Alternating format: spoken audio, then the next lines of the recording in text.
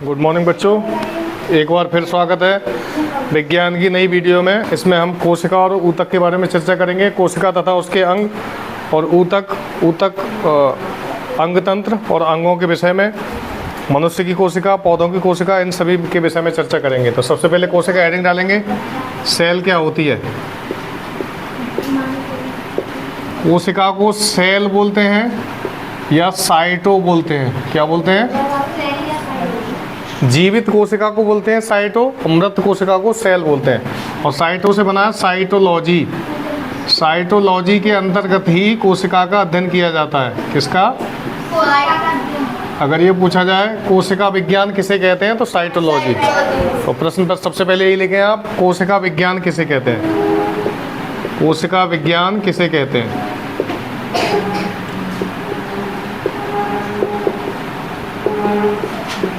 Cytology. ठीक है, अगला लिखें, मनुष्य की संरचनात्मक इकाई क्या है या जीवों की? कोशिका। हाँ, क्वेश्चन नंबर 2, जीवों की। देखो जीवों में बच्चों हम सभी आ जाते हैं, मनुष्य, पेड़ पौधे, जीव जंतु, जंगली जानवर, कीड़े मकोड़े, सब। ठीक है, जीवों की संरचनात्मक इकाई क्या है? इकाई क्या है? संरचनात्मक से मतलब है स्ट्रक्चरल यूनिट। इधर ध्यान दें, स्ट्रक्चर माने हमारा जो शरीर है वो किससे मिलकर बना है? तो साधारण पूछा था कोशिका से। ठीक है, डायरेक्ट कोशिका से ही नहीं बन गया, कोशिका से बने ऊतक, ऊतक से बना अंग तंत्र और अंग तंत्र से बना अंग। ठीक है, और अंगों से मिलकर पूरे शरीर का निर्माण हो गया। ठीक है, हमारे शरीर में अलग अलग अंग तंत्र पाए जाते हैं, तो इसकी इकाई क्या हो गई? कोशिका या सेल। क्वेश्चन नंबर 3 लिखें, जो प्रश्न लिख चुका हो उसे रिपीट मत करना। सजीवों में आनुवांशिकता की इकाई क्या है? सजीवों में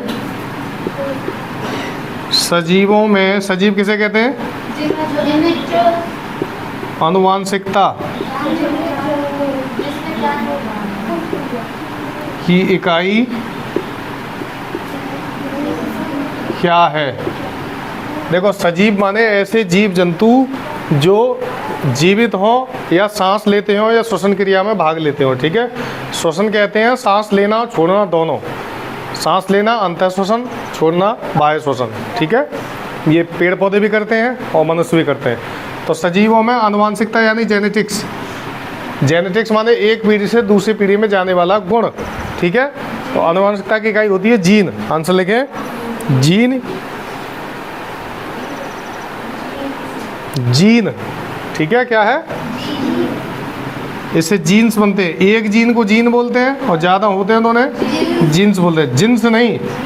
हाँ, ये जीन्स पैंट पहनने वाली नहीं है। जीन माने आनुवांशिकता की इकाई। आनुवांशिकता समझ गए? आनुवांशिकता क्या होती है? ध्यान से सुने, पहले लिखा बाद में।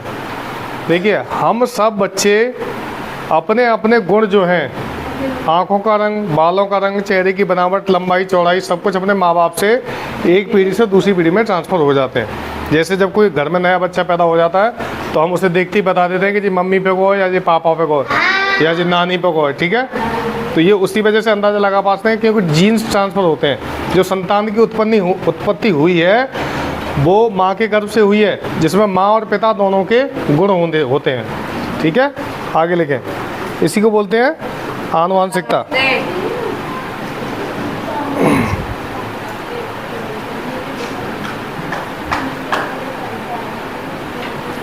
अब देखिए, प्रकाश संश्लेषण कोशिका के किस अंग में होता है?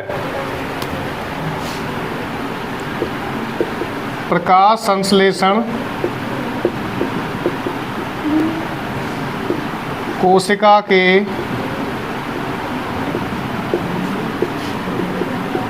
किस अंग में होता है? अच्छा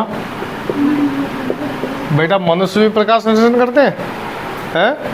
सोच के देखो, किस में होगा प्रकाश संश्लेषण? पौधों में। तो जैसे मनुष्य की कोशिका होती है ऐसे प्लांट कोशिका होती है, प्लांट सेल।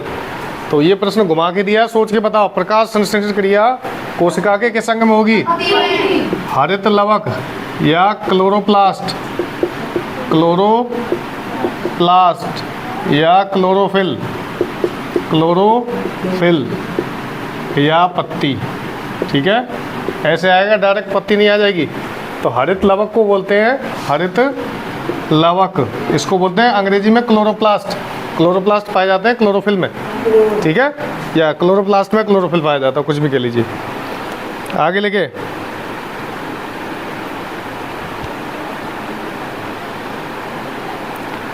आनुवांशिक पदार्थ में अचानक हुआ परिवर्तन क्या कहलाता है? आनुवांशिक पदार्थ में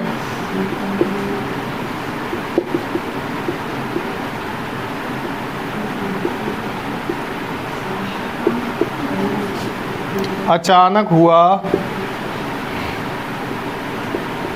परिवर्तन क्या कहलाता है?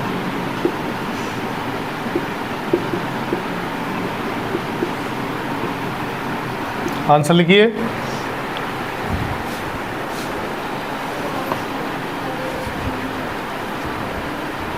उत्परिवर्तन, म्यूटेशन, उत्परिवर्तन।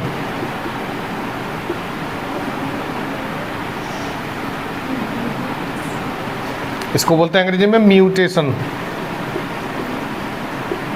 जब आप बड़ी कक्षाओं में पहुंच जाओगे तब इसके बारे में विस्तार से पढ़ोगे कि म्यूटेशन होता क्या है। इस पर पूरा एक चैप्टर बना हुआ है।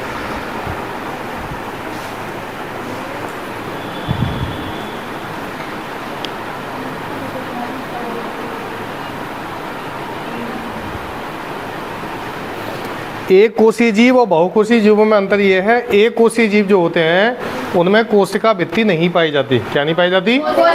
यानी सेल वॉल। और बहुकोशीय जीव जो होते हैं उनमें सेल वॉल पाई जाती है। ठीक है, देखिए अगला क्वेश्चन।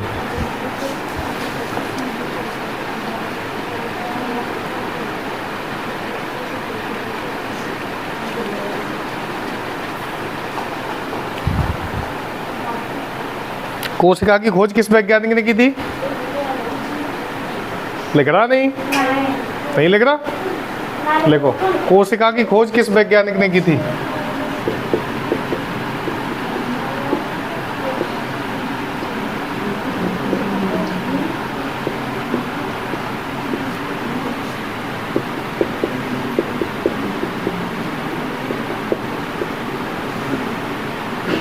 आंसर लिखिए। Robert Hooke. लिख रहा होगा। इसमें आता है कोशिका के अंदर होता है केंद्रक। ठीक है, केंद्रक की खोज किसने की थी?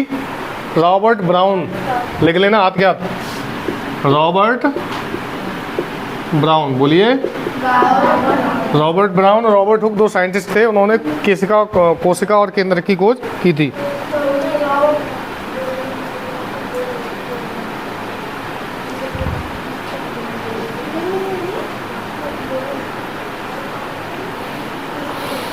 देखो, इसमें एक प्रश्न दिया है, इनमें से कौन सा ऊतक का उदाहरण है? ठीक है, किसका? ऊतक। पहले ऊतक समझ लिए। तो ऊतक होता क्या है? टिश्यू। शरीर मिलके बना है कोशिकाओं से, और कोशिकाओं के गुच्छे को ऊतक बोलते हैं। क्या बोलते हैं?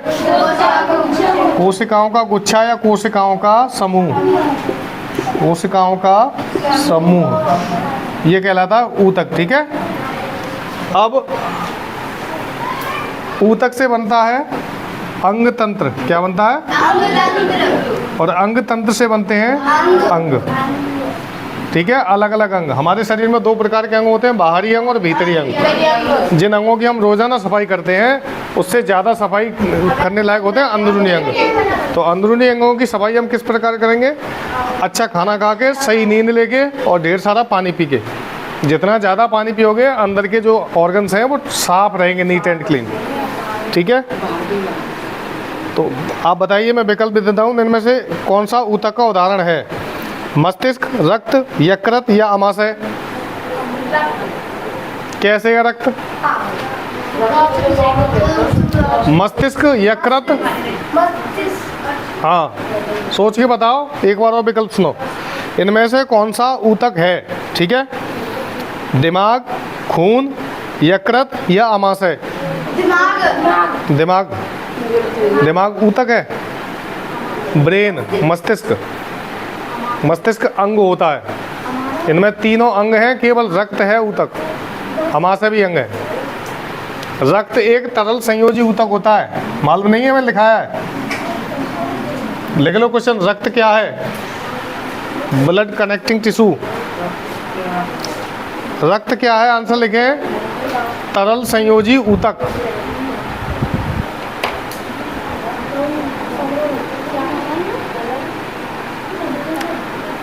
तरल संयोजी ऊतक, तरल का मतलब होता है द्रव, क्या होता है? और संयोजी माने जोड़ना वाला, और ऊतक माने कोशिकाओं का समूह। देखिए खून को दिमाग में लाइए, रक्त जो होता है वो पतला होता है, थोड़ी देर बाद वो कोगुलेंट हो जाता है, यानी जम जाता है, देखा, यानी जुड़ जाता है आपस में, तो संयोजी हो गया। और ऊतक कोशिकाओं से वो बना हुआ होता है, ठीक है। तो रक्त क्या हुआ? तरल संयोजी ऊतक। लिख लो आंसर।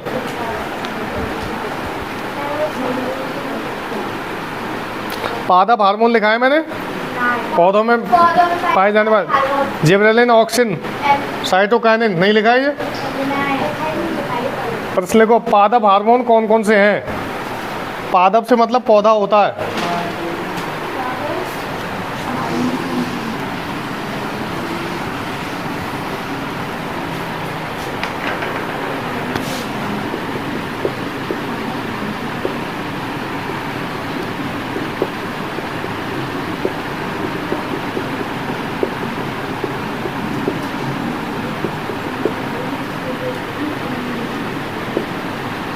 सबसे पहले ऑक्सिन आएगा,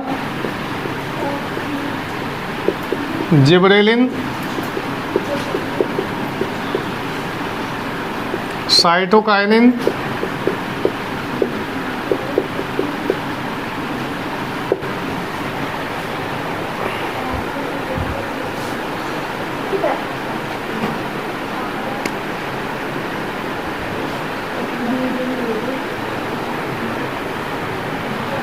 इथाइलिन और लिखाया था,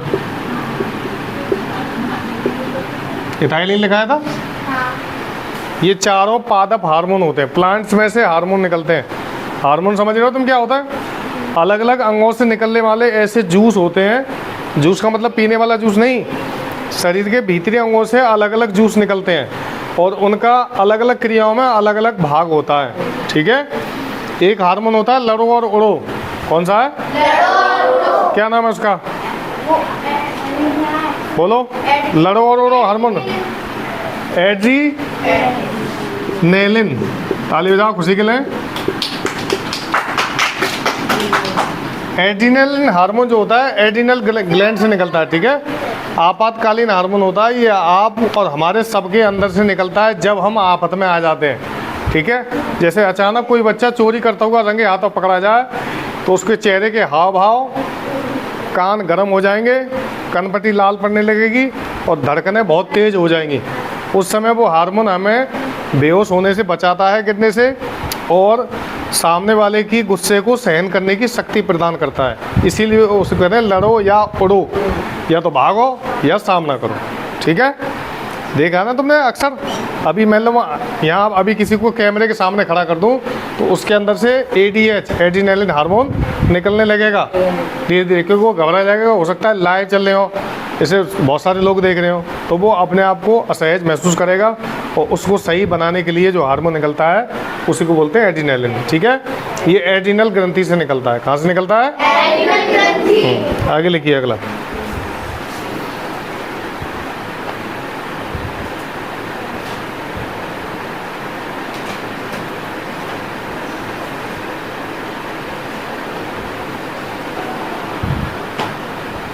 पौधों में जल का अवशोषण किस अंग से होता है?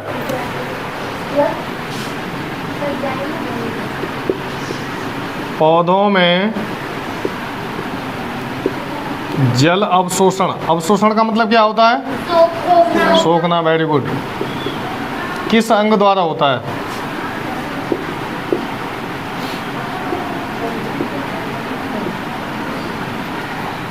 आंसर लिखिए।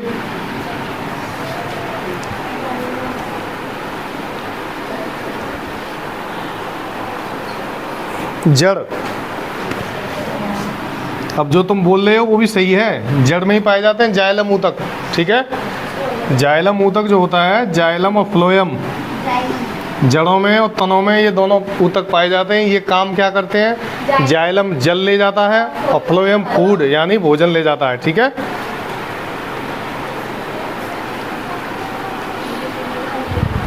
इंसुलिन हार्मोन कौन सी ग्रंथि से निकलता है? ये मैंने तुम्हें लिखाया नहीं है, अग्नाशय से। अच्छा, बड़े बच्चों को पढ़ाया है। देखिए, इंसुलिन हार्मोन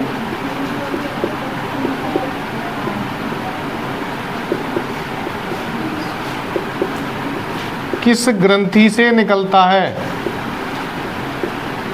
ग्रंथि माने गांठ होती है। आंसर लिखे अग्नाशय, पैनक्रियाज, ठीक है, पैनक्रियाज। ठीक है बच्चों, पढ़ाई समझ में आई? आवाज नहीं आ रही? हाँ, मेहनत से पढ़ो, तुम भी और तुम भी। परीक्षा नज़दीक है, 5 नवंबर का पेपर है आपका एनएमएस का। और जिन बच्चों ने अब तक आवेदन नहीं भरा है और जिनके डॉक्यूमेंट्स नहीं भरे हैं, वो जल्दी जल्दी से बनवा लें और जल्दी से आवेदन करें। अगर किसी बच्चे का जाति प्रमाण पत्र नहीं बन पा रहा है तो वो केवल इनकम सर्टिफिकेट बनवाकर जनरल कैटेगरी में फॉर्म डाल सकता है, ठीक है। वैसे कोशिश कीजिए, आज 8 तारीख का भी 10 दिन है परीक्षा लास्ट डेट ख़त्म होने में, तो आप सब लोग जल्दी से जल्दी आवेदन पत्र बनवाएं और एनएमएस का फॉर्म भरें। हमारी पूरी कोशिश रहेगी कि आपको ज़्यादा से ज़्यादा सिलेक्शन दिलवाएं, अपने क्लास वालों को भी और जो अन्य स्कूलों के बच्चे पढ़ रहे हैं उनके लिए भी। मेहनत से पढ़ते रहिए। Thank you very much. और अगर वीडियो में कोई कमी हो, कोई क्वेश्चन गलत तुम्हारी समझ में आ रहा हो या तुम्हारे मम्मी पापा या भाई बहन सुन रहे हो, तो आप कमेंट बॉक्स में लिखें ये गलत है या सही है। और जैसा भी फीडबैक हो यूट्यूब के कमेंट बॉक्स में ज़रूर लिखें। Thank you very much. Bye bye.